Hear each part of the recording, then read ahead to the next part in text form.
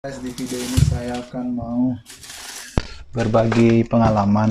Sebelumnya videonya pengalaman tidak menyenangkan, sekarang pengalaman tidak menyenangkan. Sekedar disclaimer untuk video ini ya, sebenarnya video ini cuma buat sekedar membagi pengalaman buat teman-teman yang berniat bekerja di Jepang, terutama sebagai perawat atau kanggoshi, nurse.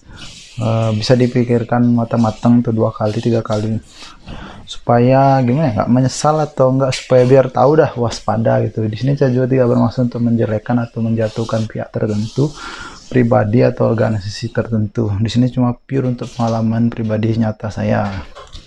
Oke, dari sebelumnya saya sudah video sebelumnya telah menyenangkan, sekarang tidak menyenangkan ya. Sebenarnya di mana-mana semua negara pasti ada yang sisi baik, sisi yang buruk gitu dari suatu negara penduduknya gitu.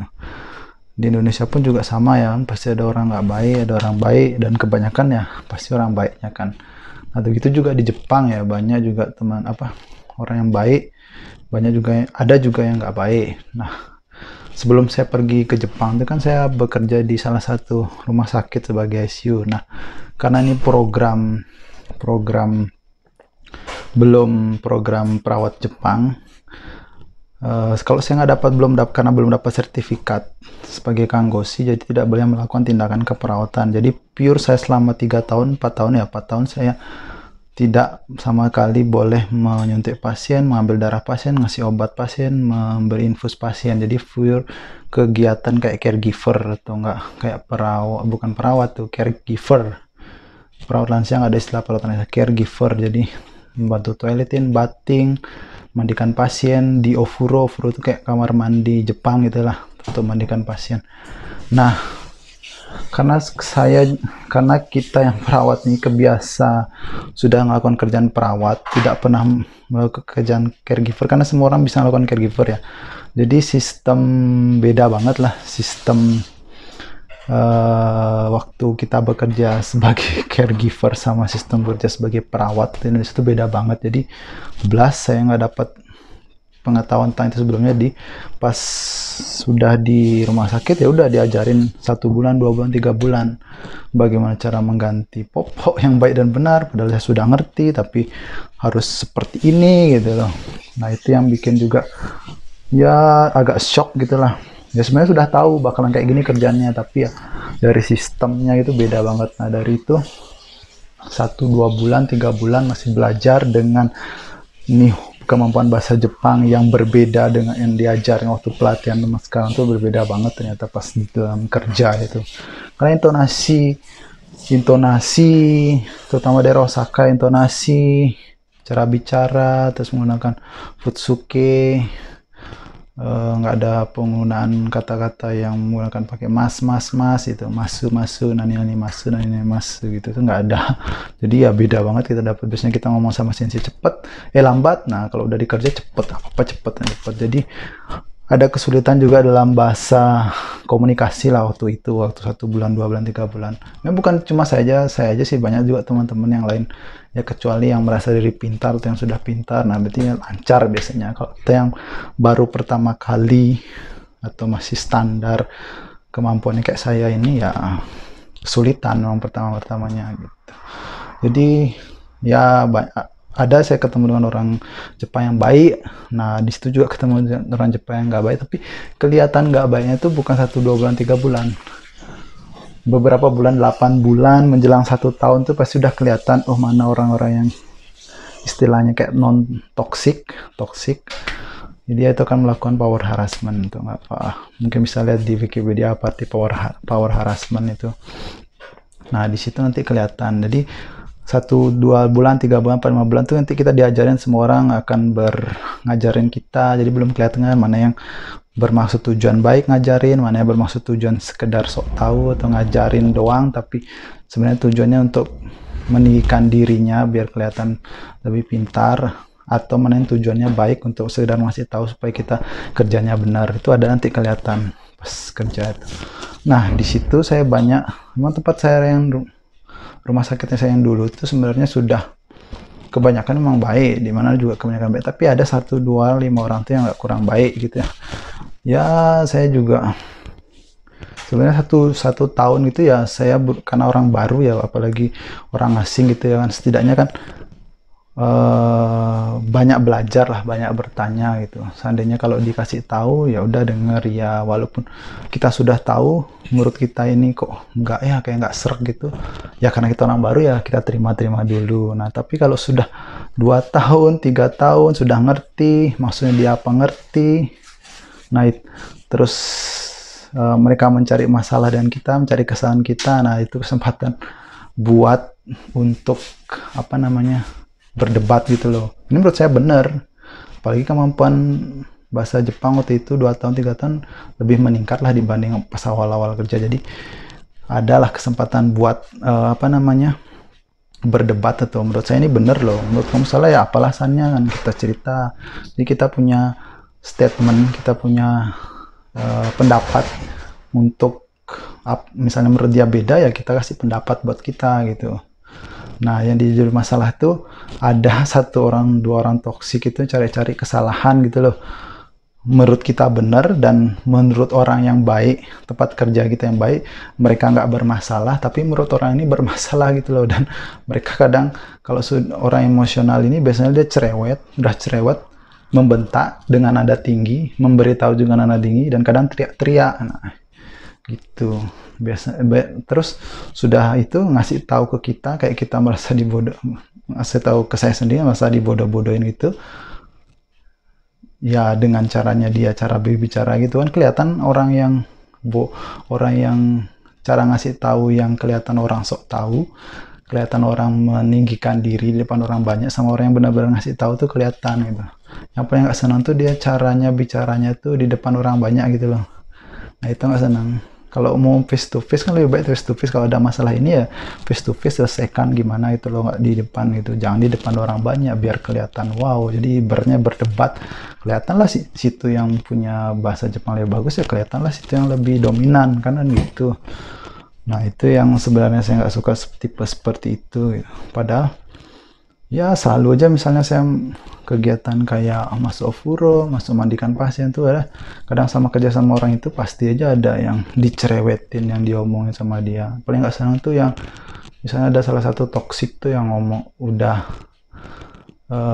menurut kita itu benar dan menurut orang lain juga benar, tapi menurut dia salah dan itu dibesar-besarkan dan dia cerita ke orang lain gitu. Atau enggak kesalahan kita ada gitu, karena kita tahu kan semua orang punya kesalahan. Nah ada kesalahan kita dia jadikan masalah besar, dia ceritakan ke orang lain. Nah itu yang paling nggak senang sama orang gitu. Dan di situ juga ada aja pasti ada yang itu, dan itu juga pengaruh sama orang Jepang yang baik pun juga terpengaruh sama omongannya dia. Nah itu paling nggak senang. Dan itu ya 2 tahun 3 tahun ya, nggak setiap bulan, nggak setiap hari, nggak setiap minggu, tapi ada aja lah setahun tuh kejadian model-model yang saya ceritain kayak gitu loh. Nah itu yang bikin saya cuma bisa bertahan di rumah sakit dulu tuh cuma 4 tahun gitu loh. 3 tahun ya, 3 tahun 2 bulan sebagai caregiver, 8 bulan sebagai perawat kanggoshi gitu. Itu yang sebenarnya yang bikin ya, sebenarnya bukan cuma masalah saya sih, masalah teman bukan untuk sama saya, teman sesama Indonesia pun juga ada yang modelnya seperti saya ini gitu loh.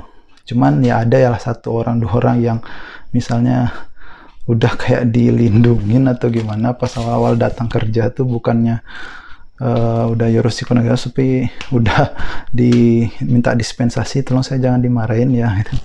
Jadi nggak pernah namanya dia tuh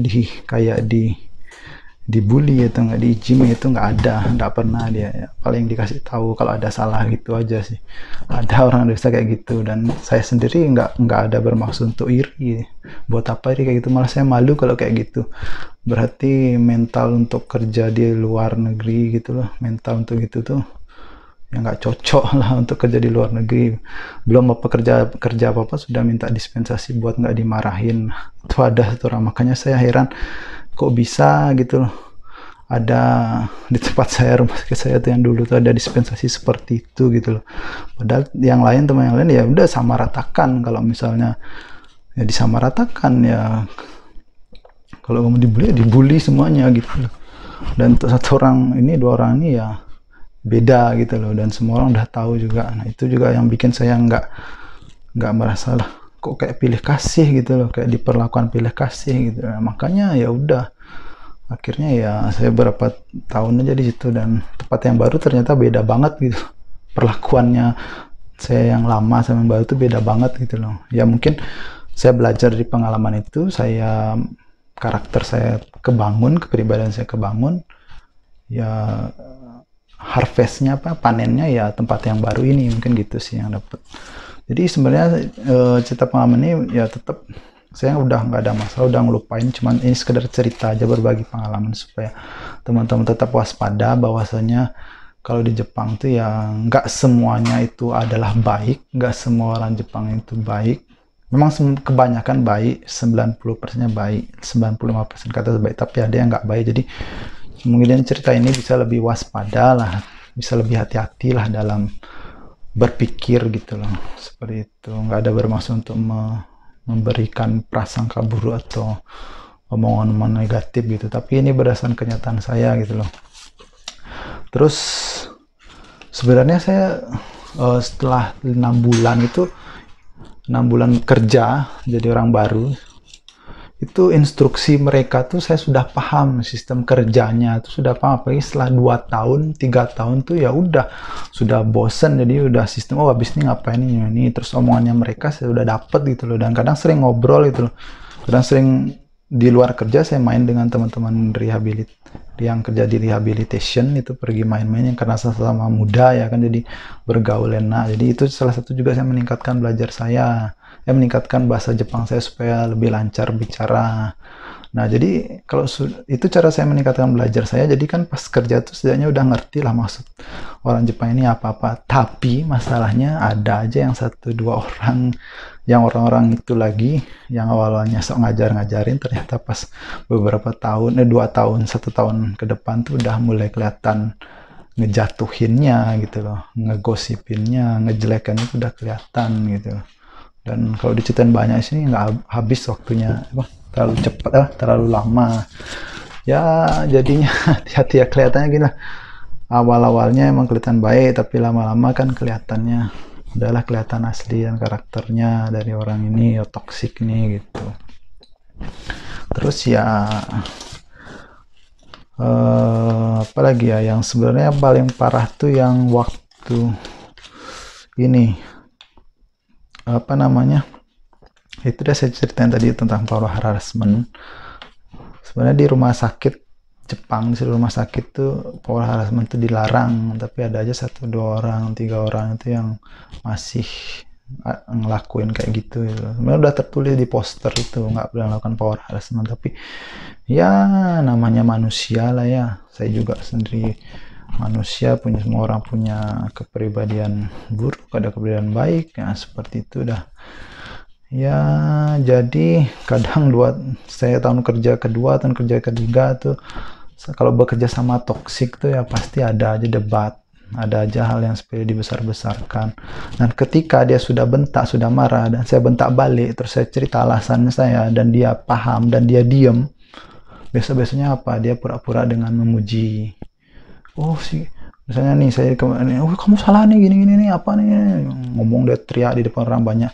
Terus pada itu selanjutnya dia kedua kali ketiga kali dia kayak gitu ya, saya bela diri dong, saya juga nada keras juga nanti. Udah diem dia kan, udah saya kesel, dia kesel, sama-sama kesel, orang-orang lain dengar kan.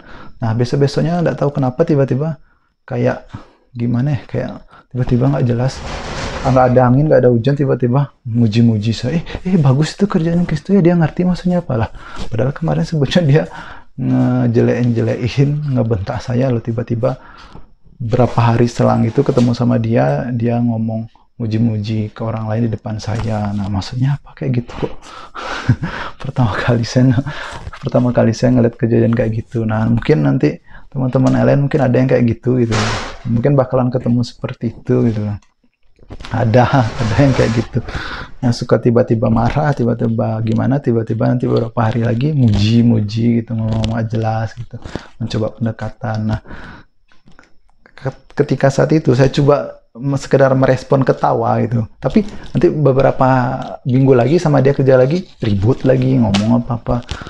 Nanti mulai lagi, ngomong lagi, nggak jelas lagi, sok-sok muji-muji lagi. Nah, itu yang bikin saya bingung mau setelah pas dipuji tuh mau ngerespon atau cuma diam aja. Saran saya sih mending diam aja. Pas dia muji-muji, diam. Pas dia marah tuh ya bilang alasannya apa. Pas dia nanti marah-marah, pas nyari kesan kita ya kita juga punya pendapat, jelaskan aja. Tapi pas saat dia muji-muji mending diam aja. Itu aja saran saya sih. Dan ketangkap ya maksud saya untuk beberapa view. Untuk beberapa view itu aja sih sebenarnya.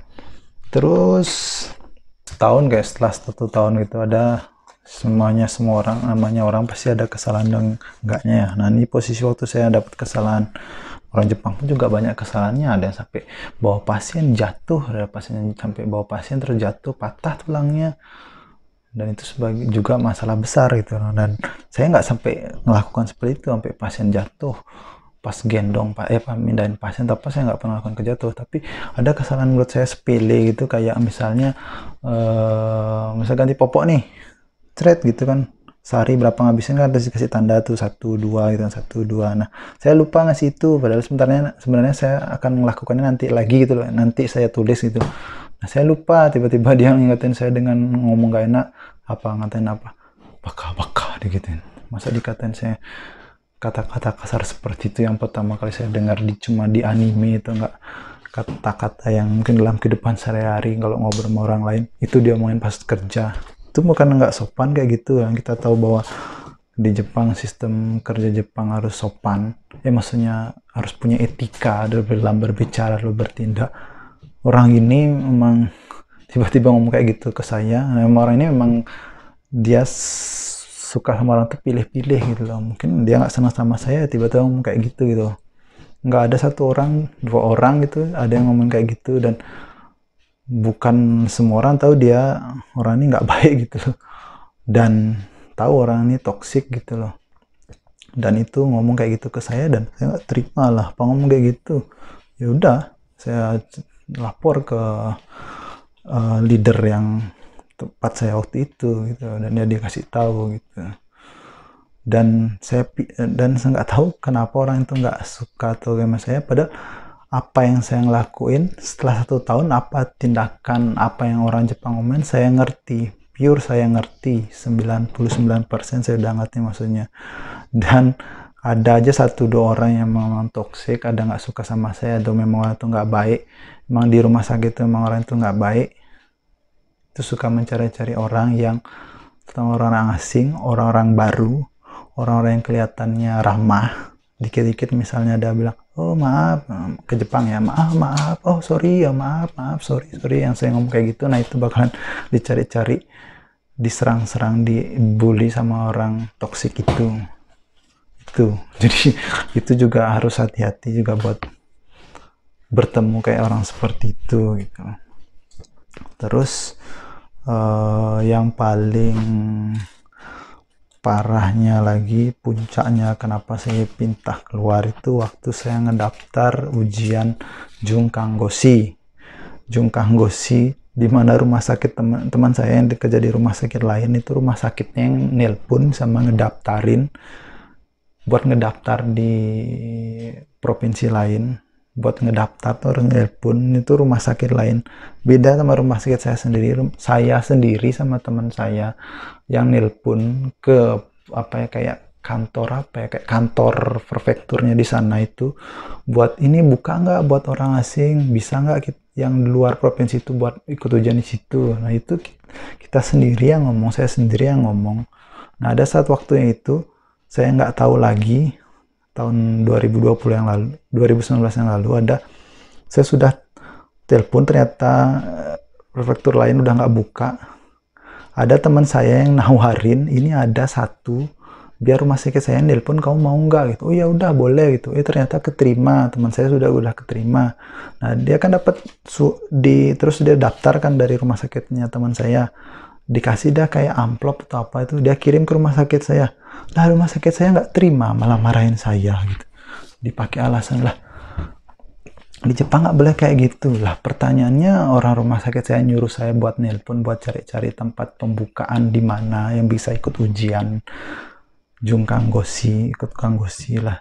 Sekarang saya sudah dapat dibantu sama rumah sakit lain, itu satu grup loh, pada satu grup. Nah, ditelepon, dikirim amplop, dikasih bantuan, malah marah, nggak terima, apa tersinggung atau gimana orang kantor saya itu. Jadinya saya mau ngejelasin gimana dia yang mereka nyuruh saya buat nelpon mencari-cari tempat pendaftaran, udah dapat kok malah marah ke saya setelah itu. Mungkin dipikirnya tersinggung atau karena nggak mau nyariin atau gimana. Nah, itu yang buat saya heran. Akhirnya saya sempat berpikir, wah ini udah nggak bener nih, no respect lagi nih ke saya lagi gitu loh. Ya udah, saya sampai itu berpikir, seandainya saya lulus nanti Jungkanggoshi, saya Kanggoshi, ya mungkin saya tahun depannya saya resign, dan ya Tuhan bicara, Tuhan menunjukkan kuasanya, akhirnya saya lulus dan saya keluar 8 bulan setelah itu gitu.